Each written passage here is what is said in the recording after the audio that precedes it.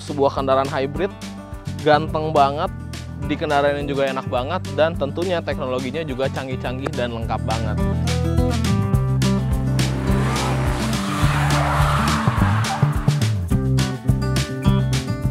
Beli mobil bekas, harganya cerdas. Setir kanan. Halo Sobat Setir, selamat datang di Setir Kanan. Balik lagi sama gue Narendra, dan kali ini di sebelah gue ada sebuah Haval H6 HEV. Yes, ini adalah Haval, sebuah kendaraan hybrid, ganteng banget, dikendarain juga enak banget, dan tentunya teknologinya juga canggih-canggih dan lengkap banget. Nah, di video kali ini gue mau memberikan impresi berkendaranya nih Sobat Setir, karena kan Setir Kanan sebenarnya udah beberapa kali nge-review Haval H6, baik yang masih di Thailand, yang udah masuk ke Indonesia, kita first impression juga kita bikin, interior dalam juga kita udah bahas lengkap, dan di video kali ini fokusnya itu lebih ke bagaimana impresi berkendaranya. Nah, kalau Sobat Setir pengen nonton yang lebih detail interiornya bagaimana, itu Sobat Setir bisa klik linknya ada di atas bagian sini, gitu Sobat Setir. Oke, tanpa berlama-lama langsung aja kita bahas mobilnya. Let's go!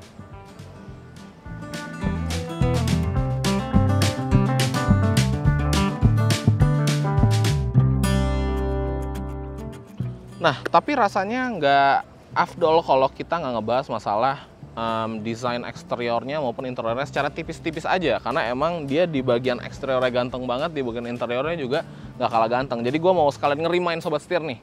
Gue mau ngebahas tipis-tipis bagian eksteriornya. So, kita mulai dari eksterior bagian depannya. Nah, kalau kita intip di bagian depan, sebenarnya si Haval H6 ini itu memiliki gaya atau desain siluetnya gitu ya, mirip-mirip sama brand dari Prancis, brand asal Prancis yang itu ya, terutama di bagian grill-grillnya ini. Tapi tetap aja ternyata diimplementasikan di mobil ini dia juga nggak kalah ganteng gitu loh, malah emphasizing kekerenan dari eksteriornya. Kayak contohnya di bagian grill ini, di bagian tengahnya dia tuh modelnya kayak banyak banget ornamennya gini ya, set gitu, dan itu sih menurut gue cantik banget. Di luar itu untuk bagian lampunya juga dia udah full LED, pakai LED Premium Vision tulisannya, dan dia juga punya cornering lamp ada di bagian bawah, dan untuk sensor parkirnya lengkap banget. Dan di bagian depan di sini terdapat tulisan atau logonya dari Haval nih, Haval gitu. Ganteng banget ya. Oke, kalau gitu kita move ke bagian samping, kita intip bagian sampingnya. Yuk. Nah, bergeser ke bagian samping, emang dia presence-nya tuh kayak gede banget gini Sobat Setir. Dia terlihat macho juga, maskulin juga, dan di bagian atas ini terdapat roof rail, dan untuk velgnya dia emang nggak two-tone color, tapi ini udah finishingnya udah gunmetal nih. Dan desainnya sih menurut gue cantik banget ya, nggak berlebihan, nggak yang eksentrik banget, main aman nih. Bagian sampingnya oke banget sih. Dia itu dibalut dengan ban Goodyear berukuran 225 55 ring 19 gitu. Di bagian samping ada itu, dan tentunya mobil ini sudah keyless entry dan ada kamera 360 di bagian samping, karena emang mobil ini memiliki kamera 360 ya, canggih. Oke, sekarang kita intip bagian belakangnya yuk. Nah, bergeser ke bagian belakang, kita langsung to the point aja ngebahas masalah eksentriknya di bagian belakang, karena di bagian belakang ini nggak kalah sama di bagian depan Sobat Setir. Contoh, kita lihat lampunya, dia benar-benar nyebrang nih dari kiri ke kanan, dan dia udah full LED juga, baik lampu rem, lampu mundur, lampu sennya itu udah full LED semua. Dan di bagian tengah sini ini terdapat, balik lagi, logonya Haval. Jadi dia nggak pakai logo tapi pakai ejaan gini ya, Haval. Buset, gede banget Sobat Setir. Bener-bener gede, bener-bener bold, menekankan kayak ini tuh Haval gitu. Keren banget ya. Dan di sini ada aksen chrome, kamera mundur juga ada, dan di sini ada H6 HEV. Nah, HEV-nya ini detailsnya dia warna-warna biru gini ya. Elektrifikasi lah, warna biru gitu. Dan di sini ada logonya GWM, karena Haval emang masih satu grup dengan GWM gitu Sobat Setir. Sensor parkirnya juga tentunya banyak di bagian belakang, mengikuti bagian depan juga. Karena gue bilang mobil ini canggih banget. Dan di sini terdapat reflektor yang bikin desainnya jadi lebih kayak kelihatan lebar gitu ya, lebih ganteng gitu Sobat Setir. Nah, sekarang gue mau ngebahas bagian dalam, karena mesin nanti kita bahasnya pas lagi driving. Yuk, kita intip bagian dalam.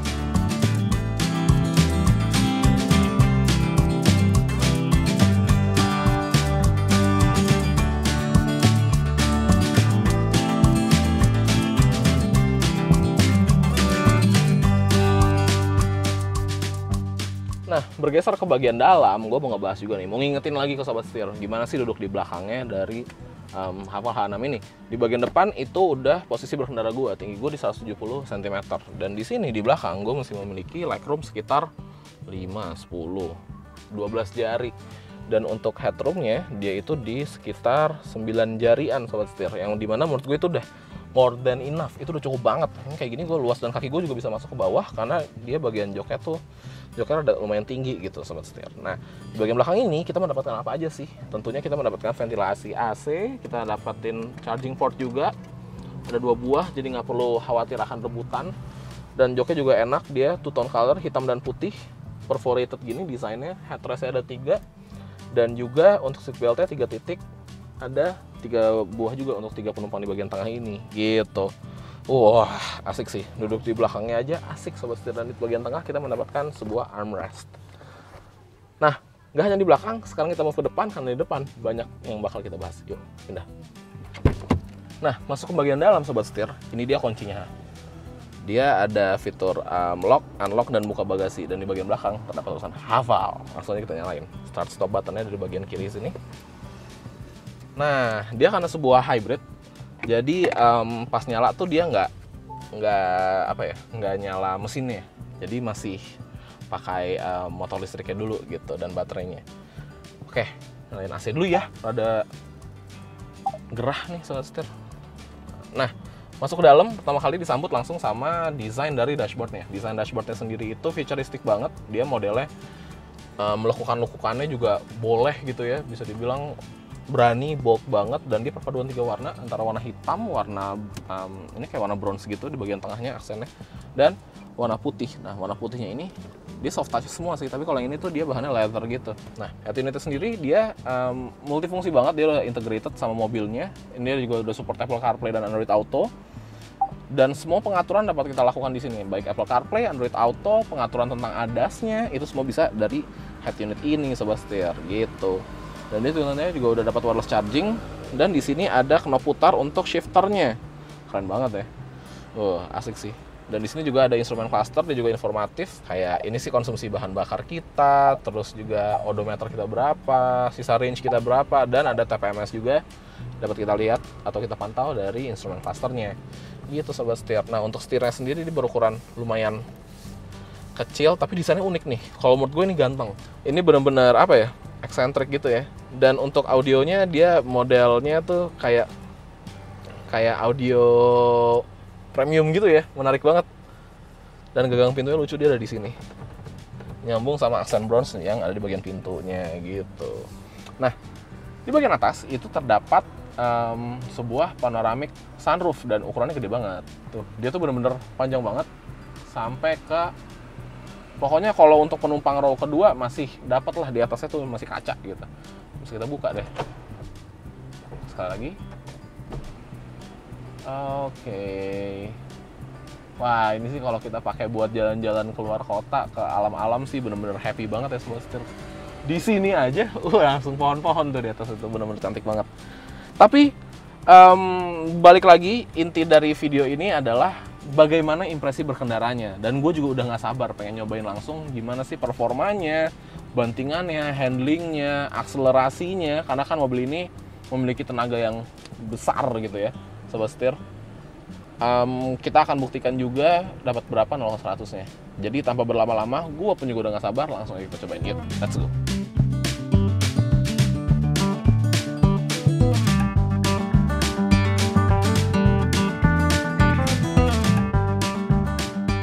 Oke sobat setir, akhirnya gua nyobain si GWM Hafal H6. Wah, udah penasaran banget, dari tadi udah ngejelasin banyak hal. Sekarang kita langsung aja ke intinya. Kita mau cobain bagaimana impresi berkendaranya dari mobil ini. Nah sobat setir, pertama-tama yang mau gue bahas adalah posisi duduknya dulu. Jadi di Hafal H6 ini, posisi duduknya itu versatile banget. Kita dapat melakukan pengaturan baik maju mundur, naik turun, dan recliningnya secara elektris semua. Jadi bisa menyesuaikan dengan posisi berkendara kita. Selain itu untuk di bagian kolom setirnya juga itu dapat diatur baik tilting maupun teleskopik. Kayak gue sekarang tinggi gue di 170, gue mendapatkan posisi berkendara yang menurut gue sih paling enak nih. Ini sih posisi berkendara kayak gini mau jalan jarak jauh juga cuek alias nggak bakal pegel. Nah selain itu gue mau ngebahas masalah blind spotnya sobat setir.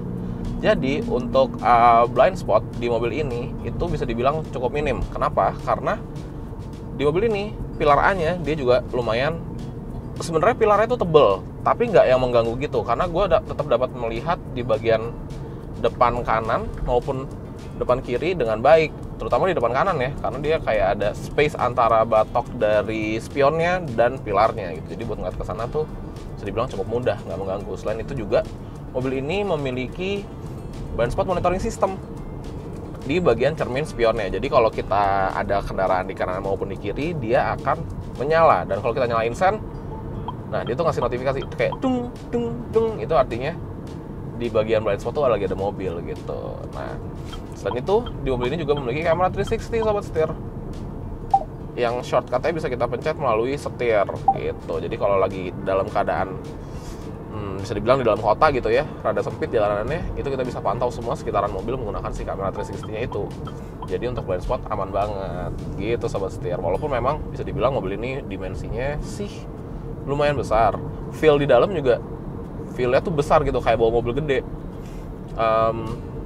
Menurut gua memberikan dampak jadi lebih confident di jalan gitu, karena kita kayak ngerasa mobil kita gede nih gitu, tapi tetap ngebawanya nggak sulit gitu sobat setir. Nah, dan itu gue mau ngebahas masalah kekedapan kabin. Kekedapan kabinnya ini oke. Jadi gue ngerasa kalau dari luar, dari road noise dulu deh, dari suara ban mobil tuh nggak begitu masuk. Ini kan sekarang kita lagi berkendara nggak pakai audio sama sekali ya. Ini tuh nggak kedengeran suara ban gitu, suara halus aja, santai, silence. Tapi memang kalau dari kekedapan kabinnya, kalau ada suara motor yang kenceng, suara knalpotnya berisik gitu ya lewat, itu sih lumayan kedengeran. Tapi kedengerannya juga masih di ambang wajar lah, maksudnya nggak yang sampai mengganggu gitu sobat setir. Masih oke banget kekedapan kabinnya. Nah, ngebahas masalah bantingannya, mobil ini itu memiliki bantingan yang empuk banget sobat setir, terutama di misalkan di penggunaan di dalam kota gitu ya, kita lagi ngelewatin polis tidur dan segala macamnya, itu bisa dibilang empuk banget.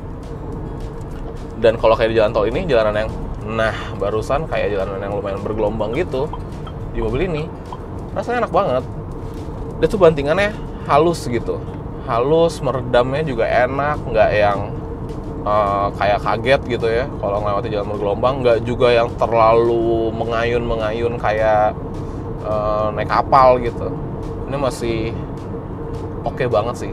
Tapi ngebahas masalah handlingnya, walaupun mobil ini memiliki bantingan yang empuk, tapi handlingnya juga masih oke. Sebagai contoh, kalau gue mau pindah-pindah jalur kayak gini ya, nih gue pindah jalur ya, kayak gitu, itu masih direct dia rasanya. Walaupun memang mobil ini bisa dibilang memiliki bobot yang lumayan berat juga, dan dimensi juga lumayan besar, dan mobil ini tinggi gitu. Ya memang berasa sih sedikit limbungnya, tapi nggak yang limbung banget sampai bikin kita khawatir gitu. Nah, selain itu gue mau ngebahas juga masalah fitur-fitur ADAS-nya, karena memang mobil ini tuh memiliki fitur ADAS tuh lengkap banget, alias intelligent driving nih di sini. Kita dapat melakukan pengaturan itu semua melalui si head unitnya ini.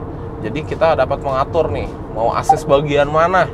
Kita mau front assist, dia punya PCW, dia punya crash safety assist, ya kan.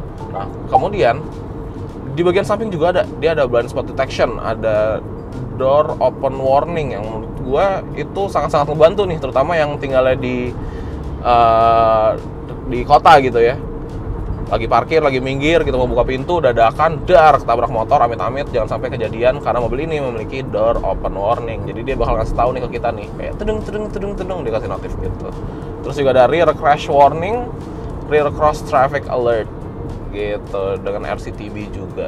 Itu urusan bagian belakang. Sekarang kita geser lagi ke bagian samping. Di bagian samping juga dia punya lane assist.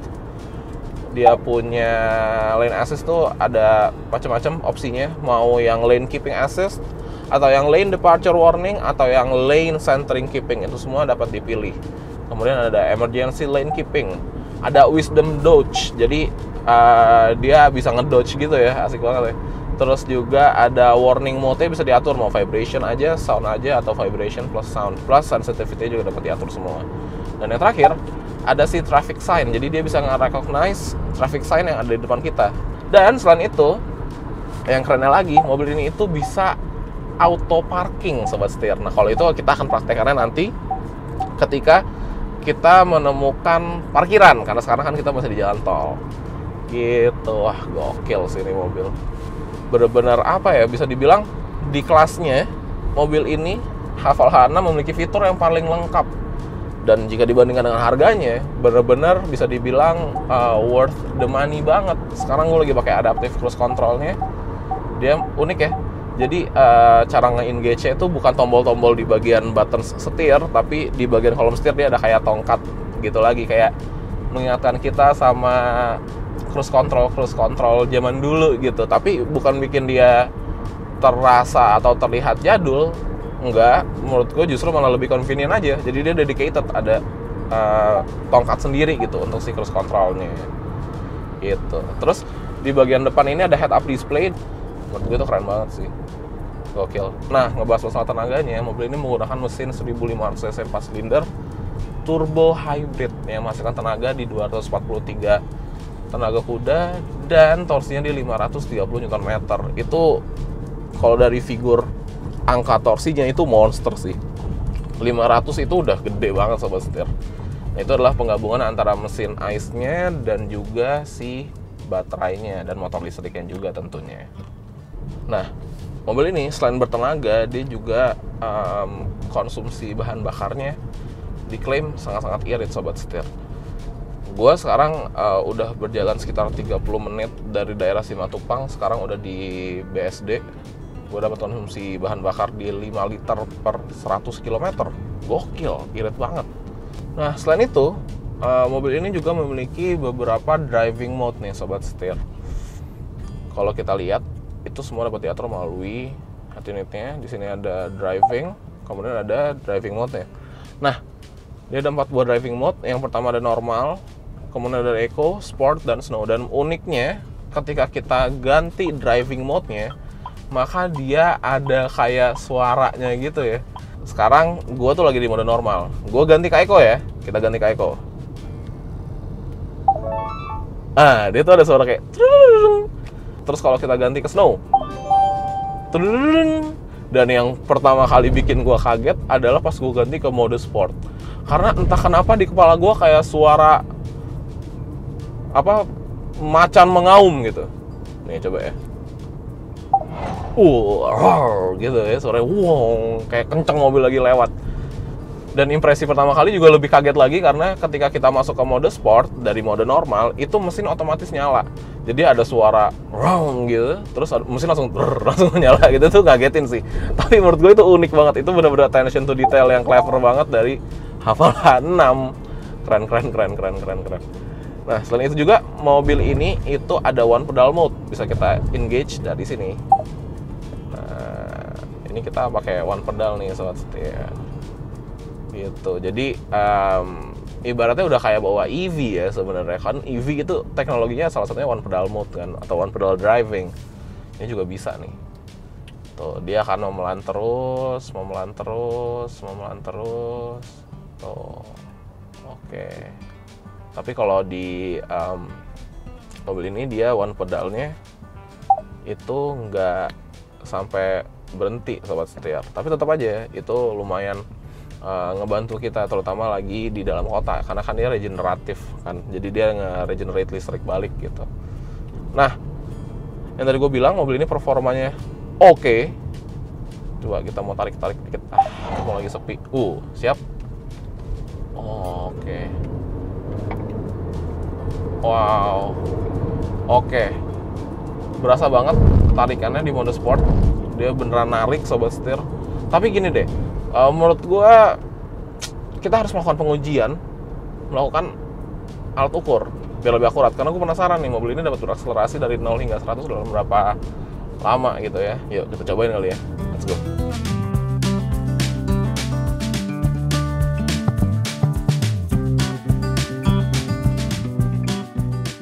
Oke sobat setir, sekarang kita mau cobain akselerasi 0 ke 100 nya dari Haval H6.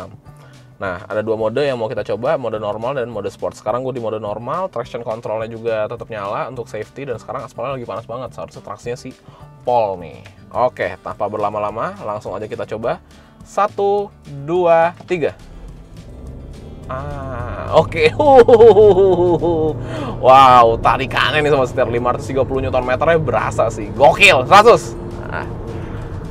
Nah, kita udah mendapatkan angka 0-100 menggunakan mode normal. Sekarang kita cobain yang mode sportnya. Yuk.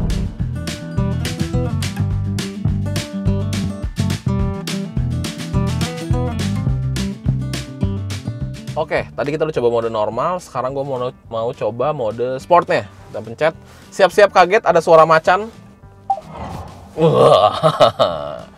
Masih tetap dengan traction control on, tentunya untuk safety. Tanpa berlama-lama, langsung aja kita gaspol. 1, 2, 3.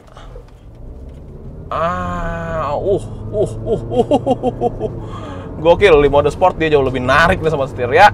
100. Cepet banget. Wow, gokil. Oke. Sekarang kita lihat ya hasilnya dapat berapa nih angkanya nih. Yuk. Oke, nah menurut pengukuran kami dalam keadaan jalanan sangat-sangat panas aspalnya, terus juga AC nyala, fan 1, traction control on, dan di mobil kami bertiga nih menggunakan mode normal itu mendapatkan 9,06 detik, dan ketika kita engage di mode sportnya itu mendapatkan 8,95 detik. Jadi angkanya fantastis, semua di bawah 10 detik. Mau yang mode normalnya, mau yang mode sportnya, itu di bawah 10 detik semua. Dan bisa dibilang itu angka yang cukup amazing, oke banget. Dan yang pastinya, yang paling penting adalah delivery tenaganya itu smooth banget sobat setir. Nggak yang dia, apa ya, bisa dibilang nggak yang kasar gitu ya, nggak yang meledak-ledak gitu. Ini deliverynya smooth banget, enak banget dipakainya. Dan ya itu sih yang paling penting. Oh iya, dan berasa juga kalau di mode normal itu pas tarikan awal itu menggunakan baterainya atau motor listriknya, dan ketika mobil merasa membutuhkan tenaga lebih baru mesinnya nyala. Sedangkan kalau di mode sport, dari kita engage mode sport aja dia itu udah otomatis nyala mesinnya. Gitu kurang lebihnya sobat setir. Mantap banget. Nah, ada satu fitur lagi yang harus kita coba juga, yaitu auto parknya atau auto parkingnya, jadi parkir secara otomatis. Nah, di sini kita cobain.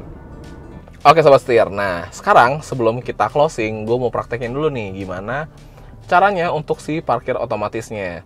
Nah, sekarang kita tinggal buka. Oh, ada shortcutnya di sini. Tes. Nah, maka dia akan nyala 360-nya. Terus kita auto parking, kita engage dulu. Nah, dia suruh nyari driving parking spaces-nya nih. Oke, nah ini ada mobil. Wah, ini kebetulan mobil videographer kita. Kita coba ya. Kira-kira dapat nggak nih? Sat. Oke. Dia udah ke-detect. Kita mundur dulu dikit. Oke. Nah, dia udah nge-detect. Sekarang mau gue pencet yang ini, P1. Oke. Tinggal start parking. Oke, maka dia akan memposisikan mobil secara otomatis nih sobat setir. Jadi kita udah tinggal lepas tangan aja. Tapi tetap ya kita harus pantau, dan kalau bisa kaki itu udah standby di dekat rem. Jadi kalau sampai sistem error misalkan, kita udah bisa mencegahnya gitu. Oke, dia sekarang lagi mundur. Hihihi. Menarik banget. Oke, ini kurang maju nih. Maju. Nice. Maju. Sah. Nice banget. Sekarang tinggal dilurusin aja. Mundur. Kiri dikit. Enggak deh, udah lurus. Oke. Wow. Clever banget.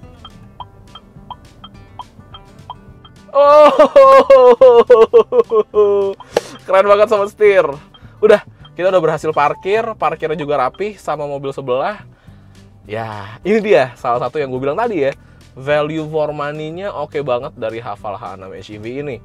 Mobil dengan harga di bawah 600 juta, tapi memiliki fitur-fitur canggih. Nggak hanya di ADAS-nya aja. Salah satunya adalah dia bisa parkir sendiri sobat setir. Gokil, keren banget, mantap.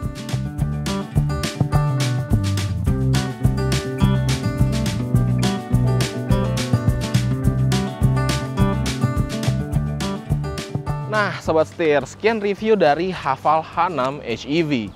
Untuk opsi warnanya, melihat dari website TGWM, itu ada 3 warna, ada 3 opsi. Ada warna putih, warna abu-abu, dan warna hitam. Dan untuk harganya, Haval H6 HEV ini dibanderol dengan harga Rp598.800.000.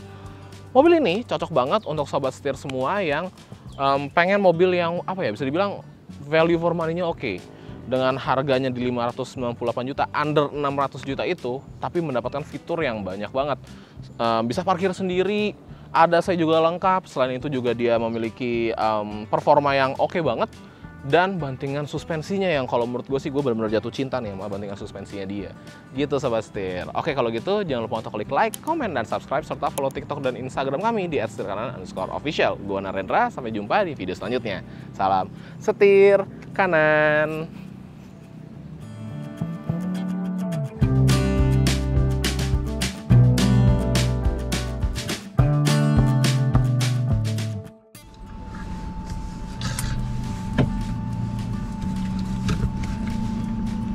Gue udah siap, tapi jalanannya belum siap, masih ada mobil mau lewat dulu. Oke, kita kasih lewat dulu. Ya, lu mah nggak gesit, gimana sih bro?